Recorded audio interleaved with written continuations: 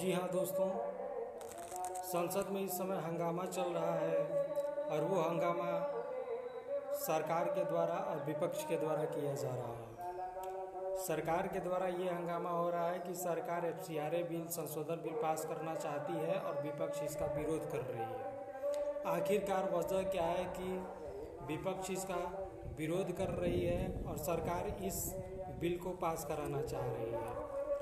आखिर FCRA bill है क्या? एफसीआरए बिल से आम पब्लिक को क्या फ़ायदा होगा, या सरकार को क्या फ़ायदा होगा, या विपक्ष को क्या हानि होगा, जिसका कि विपक्ष विरोध कर रही है। आइए इस चीज़ को आज हम लोग समझते हैं कि एफसीआरए बिल है क्या। एफसीआरए बिल 2026 में जो संशोधन के लिए संसद में पेश किया गया वह फॉरेन कंट्रीब्यूशन रेगुलेशन एक्ट है।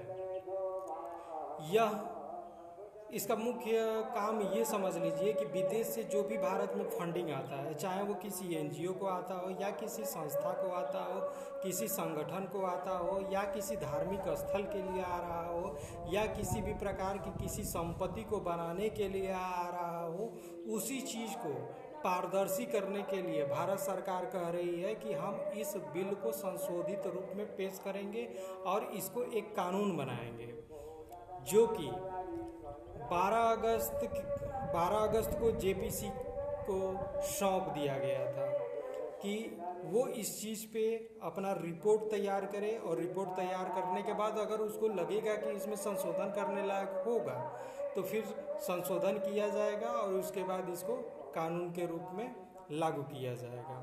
आखिरकार भारत सरकार को एफसीआरए बिल लाने की ज़रूरत क्या पड़ी, इसका मुख्य उद्देश्य है क्या?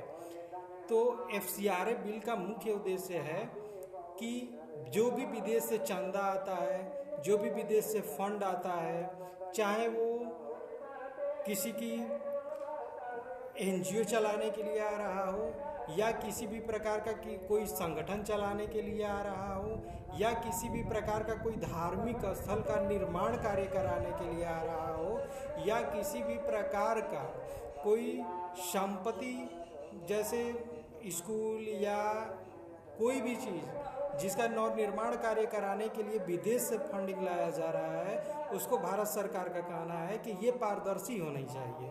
जबकि विपक्ष ये कह रहा है कि विदेश से जो भी हमारा पैसा आ रहा है, या विपक्ष का कहना ये है कि हम जो भी एनजीओ संचालित लोग हैं, जो भी संगठन संचालित लोग हैं, उन लोगों का मानना ये है कि अगर विदेश से कोई भी चीज़ अगर हम लोग वहाँ से मंगाते हैं तो ये आम पब्लिक भी जान जाएगी। इसलिए विपक्ष इस चीज़ को चाहती है कि यह बिल पास ना हो। लेकिन भारत सरकार के द्वारा कहना है कि एफसीआरए जो बिल हम ला रहे हैं उससे चाहे वो पक्ष हो या विपक्ष हो, सरकार हो या आम पब्लिक हो, उससे सबको फ़ायदा होगा। फ़ायदा क्या होगा? फ़ायदा उन्होंने एफसीआरए का जो उद्देश्य बताया है, वो उद्देश्य ये बताया है कि जो विदेशी चंदा आ रहा है, जो भी फंड आ रहा है, वो एक कंट्रोल में रहेगा, ताकि उस चीज़ को लेकर के चाहे कोई संगठन के पास आए, किसी एनजीओ के पास आए, या धार्मिक स्थल के लिए आए, चाहे किसी भी चीज़ के लिए आए, जो जिस चीज़ के लिए आया है उसी चीज़ में यूज होगा। उसको कोई गलत तरीके से और गलत रास्ते में ले जा कर के यूज नहीं कर पाए। इसीलिए सरकार चाह रही है कि यह पारदर्शी एफसीआरए बिल, जो पहले पारदर्शी नहीं हुआ करता था, वह अब पारदर्शी रहेगा। जो भी इस चीज़ का रजिस्ट्रेशन कराए होंगे, अगर किसी भी कारणवश, चाहे उनका किसी भी प्रकार का संगठन हो, एनजीओ हो या धार्मिक स्थल हो, इन सब चीज़ों का अगर रजिस्ट्रेशन फेल हो जाता है तो उस चीज़ को जब तक वो रजिस्ट्रेशन नहीं करवा लेते हैं तब तक वो सरकार के अंडर में रहेगा, चाहे उसकी कितनी भी की संपत्ति क्यों ना हो। और सरकार उस चीज़ को ले करके और अपने अंडर में रख करके और उसको कंट्रोल कराने का काम करेगी। अब वो सरकार किसी भी संस्था को दे सकती है, या अपने अंडर में रख सकती है, या अपने द्वारा किसी भी प्रकार के अथॉरिटी में रख करके और उसकी पूरी संपत्ति को संचालित करवाएगी।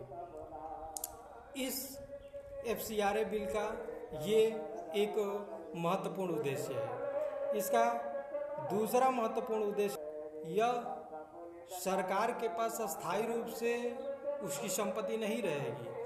अगर जिस भी व्यक्ति का वो जो सरकार के पास अगर बिना रजिस्ट्रेशन के चला जाता है, वो किसी भी अपने अथॉरिटी से लेकर के संचालित करवाता है, वह तब तक सरकार करवाएगी जब तक कि उसका पुनः री रजिस्ट्रेशन न हो जाए। अगर रजिस्ट्रेशन पूरा हो जाता है और वो सही कार्य में संचालित करता है तो उसको पुनः देने का काम भी सरकार के द्वारा किया जाएगा, चाहे वो धार्मिक स्थल हो या किसी भी प्रकार का कोई भी संगठन हो या कोई भी चीज़ें हो।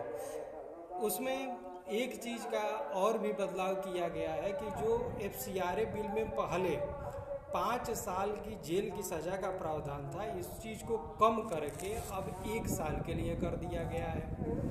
अब देखने वाली बात है कि आखिरकार FCRA बिल जो सरकार ये चाहती है कि विदेश से जो भी हमको फंड मिल रहा है या किसी भी ऑर्गेनाइजेशन को मिल रहा है, किसी भी NGO को मिल रहा है, उस चीज़ को हम पारदर्शी कर रहे हैं, तो विपक्ष इस चीज़ पे हंगामा क्यों कर रहा है? आखिरकार विपक्ष तैयार क्यों नहीं हो रहा है? तो विपक्ष का कहना है कि ये हमारी जो गुप्त बातें हैं वो पब्लिकली हो जाएगी, इसी चीज़ को लेकर के। और दूसरा चीज़ ये कहना है विपक्ष का कि सरकार के पास उस संपत्ति का बहुत ज़्यादा अधिकार हो जाएगा। तो भाई जब तुम अपना सही कार्य करोगे तो सरकार के पास अधिकार क्यों रहेगा? वो तुम्हारा संगठन है, तुम्हारे पास रहेगा। लेकिन अगर विदेश से उस चीज़ के लिए पैसा आ रहा है और अगर सार्वजनिक हित में वो पैसा खर्च ना हो, उसकी असुरक्षा में अगर हो, तो सरकार के द्वारा ये बहुत ही अच्छा कदम उठाया जा रहा है कि विदेश से जो भी फंडिंग आएगा वह पारदर्शी होनी चाहिए। इसके लिए संसदीय कार्य समिति JPC को यह रिपोर्ट सौंप दी गई है। JPC इस रिपोर्ट पे अपना तमाम धाराओं को अन्वेषण करने का काम कर रही है और वो गलत ढूंढने का काम कर रही है। अगर उसमें किसी भी प्रकार का कोई गलत चीज़ निकलेगा तो उसको पुनः संशोधित किया जाएगा। उसमें किसी भी प्रकार का और अगर अच्छे से अच्छी धाराओं को अगर जोड़ने की ज़रूरत पड़े तो वो भी जोड़ा जाएगा, लेकिन इसको कठोर और मजबूत बनाने का काम किया जाएगा। इसके लिए लोकसभा से और राज्यसभा से, लोकसभा से 21 और राज्यसभा से 10 लोगों को नामित किया गया है और वो 31 लोग मिल करके और इस समिति में पूरे धाराओं का जांच कर रहे हैं। और धाराओं की जब जांच हो जाएगी तो उसकी एक रिपोर्ट बनाई जाएगी और वो रिपोर्ट आ कर के संसद में पुनः पेश होगा, तब जा कर के फिर यह आगे के कार्यक्रम के लिए दिया जाएगा। तो सरकार के द्वारा उठाया गया ये FCRA संशोधन बिल जो 2026 में पेश किया गया है, यह अच्छा है, न कि खराब है।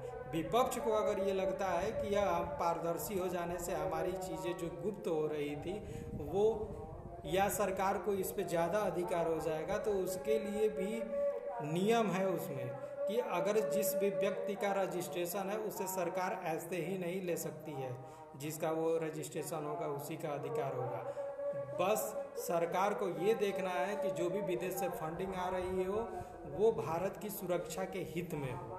अगर असुरक्षा के हित में होगा तो उसका रजिस्ट्रेशन भी निरस्त किया जा सकता है और उसको कठोर कार्रवाई भी की जा सकती है। जय हिंद।